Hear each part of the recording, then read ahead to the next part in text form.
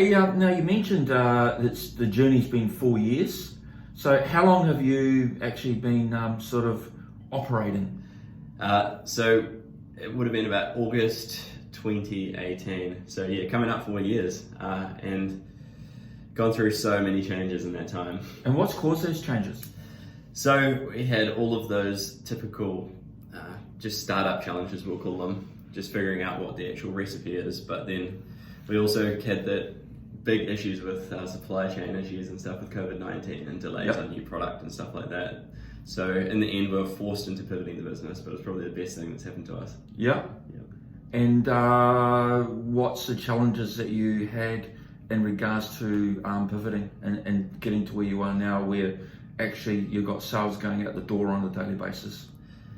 So the biggest challenge is probably being like a smaller player dealing with bigger companies. Yeah. There's always a bit of a power imbalance with every negotiation. Yes. And it's pretty cool seeing that change over time and get solved. Yeah. But that was definitely a big one, as you're always the small guy dealing with potentially multi-million dollar companies. So yeah, just getting time of day from people to begin with.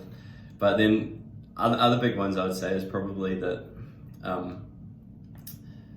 you've always got the growth ahead of your resource. Yes. So you're always trying to find like people to manage it, or just whatever the resource is. You're always growing. It's like the cart before the horse. Yes. So it just ends up, I don't know, making me grey before my time.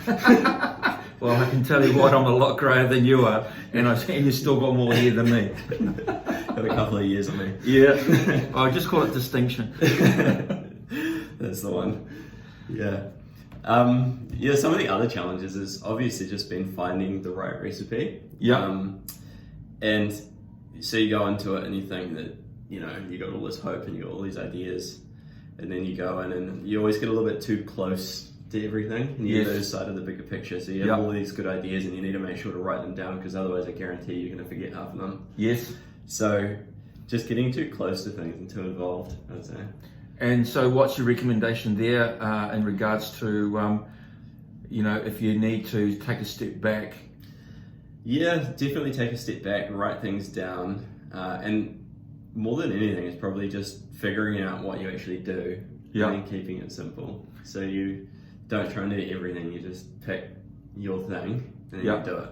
And you reckon you're there now?